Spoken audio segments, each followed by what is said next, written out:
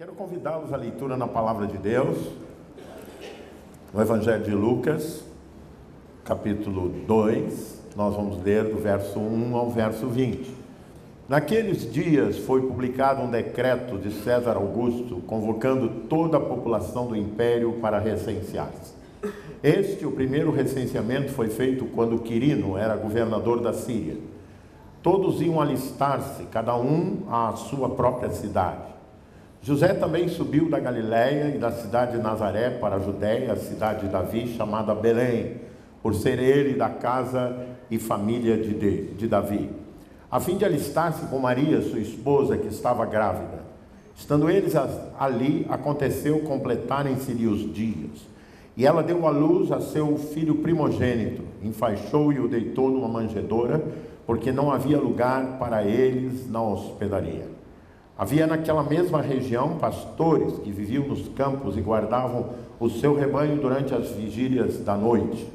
Um anjo do Senhor desceu aonde eles estavam e a glória do Senhor brilhou ao redor deles e ficaram tomados de grande temor. O anjo, porém, lhes disse: não temais, eis aqui vos trago boa nova de grande alegria, que o será para todo o povo. É que hoje vos nasceu na cidade de Davi o Salvador, que é Cristo o Senhor. Isso vos servirá de sinal: encontrareis uma criança envolta em faixas e deitada em manjedoura.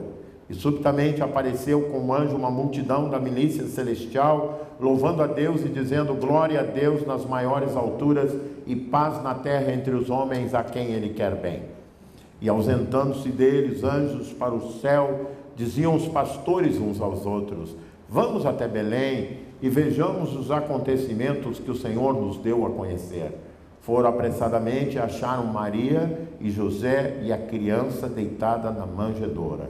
E vendo, divulgaram o que lhes tinha sido dito a respeito daquele menino. Todos os que ouviram se admiraram das coisas referidas pelos pastores. Maria, porém, guardava todas essas palavras, meditando-as no coração. Voltaram então os pastores, glorificando e louvando a Deus por tudo que tinham ouvido e visto, como lhes fora anunciado. Senhor, nós nos alegramos em Ti, nos alegramos na força do Teu poder, reconhecemos que esse ato, esse momento, é tudo fruto da Tua graça, do Teu amor nas nossas vidas. Este lugar, essa catedral, e no decorrer de tantos anos, tem servido de abrigo, de espaço de louvor, de adoração, de serviço. Continua abençoando o Teu povo neste lugar. Com eles, ó Pai, abençoa cada um dos pastores que lideram o ministério pastoral nesta igreja. Queremos, ó Deus, apresentar a Ti o povo que aqui se reúne.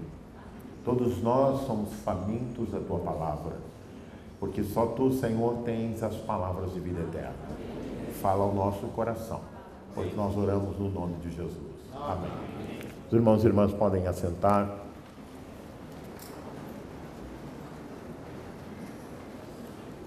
Não só porque é tempo de advento e nós nos aproximamos do Natal, é que nós revisitamos os textos referentes ao nascimento de Jesus, à história da infância de Jesus, tanto em Mateus como em Lucas. São referências necessárias para o tipo, eu diria, o tipo de Natal que se vislumbra, não é? As luzes, não é? As lojas, tudo ao nosso redor respira Natal. Eu disse hoje na reunião de manhã da Coreana que o presidente da Venezuela antecipou o Natal. Não, é verdade, pelo menos estava no jornal, né? E aí um cômico disse: ele fez o que os shoppings fazem, né? Porque desde a primeira semana de novembro já está todo mundo no clima do Natal. E eu gostaria de recordar a vocês que o Natal bíblico é diferente. E por isso é importante revisitá-lo, sublinhá-lo, revivê-lo em termos da tradição bíblica, pelo quanto ele marca a nossa vida e marca a história da cristandade. Tudo começou por um decreto. Ou seja, a forma do nascimento de Jesus, a irrupção do Rei dos Reis, o Senhor dos Senhores, aquele que venceu a morte, Jesus Cristo.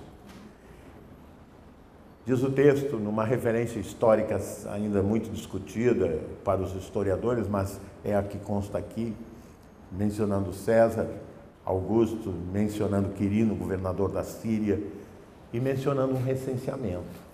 O recenseamento, ele ocorria em função dos impostos estabelecidos pelo Império, porque os impostos eram pessoais, e com frequência se fazia, além do imposto da terra sobre a produção, havia o imposto sobre as pessoas. E o recenseamento era uma forma de saber quantas pessoas mais habitavam em cada uma das províncias romanas e atribuir o imposto anual por pessoa. Então a descrição aqui é muito apropriada porque mostra o contexto de opressão, de exploração, que não mudou muito, porque a opressão e a exploração seguem existindo no mundo que nós vivemos, com formas diferentes, com apelos e formatos sofisticados, mas nós seguimos tendo quase 40% da população abaixo da linha de pobreza. E o Natal de uma parcela significativa do brasileiro não é um Natal de luzes, não é um Natal de presentes, não é? Em muitos casos é um Natal que continua sendo de carência. E me pareceu, e eu sinto, bastante apropriado que nós tenhamos lembrado dos nossos irmãos brasileiros que foram atingidos pela chuva. Isso é ser igreja do Senhor. Preciso dizer que o Jesus da Bíblia, o menino Jesus, não encontrou um lugar apropriado para habitar, não é? para vir ao mundo. Não havia lugar para eles nem na estalagem.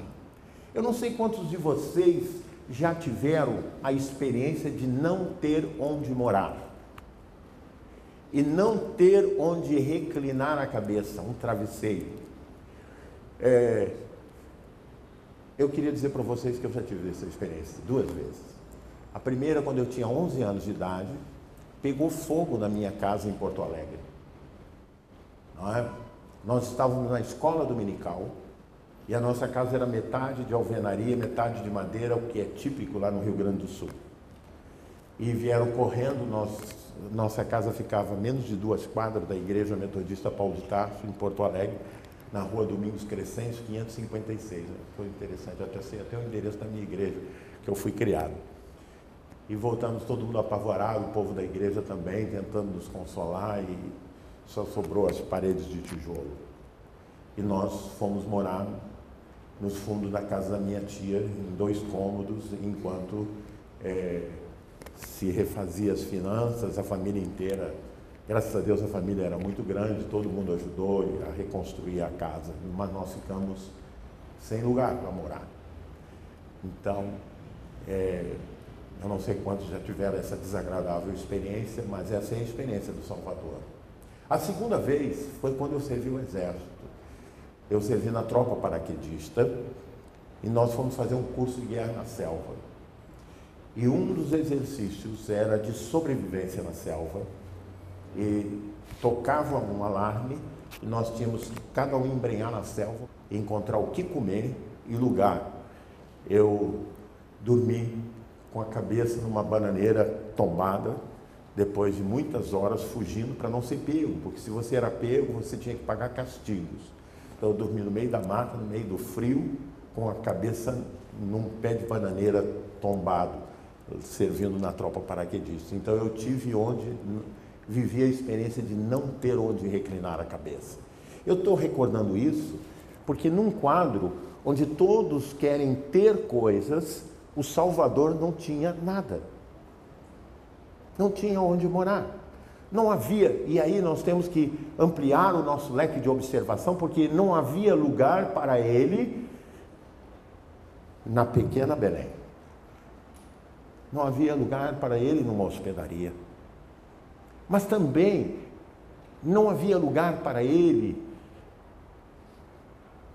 No reino judaico, os reis de Israel quiseram matá-lo. Herodes quis matá-lo, o texto lido aqui diz isso. Não havia lugar para ele na corte judaica. Ele que hoje nós reconhecemos como o rei dos reis, o rei de Israel, diretamente descendendo da raiz de Jessé, da casa de Davi, segundo a própria tradição judaica. Mas também não havia lugar para ele no Império Romano, não é?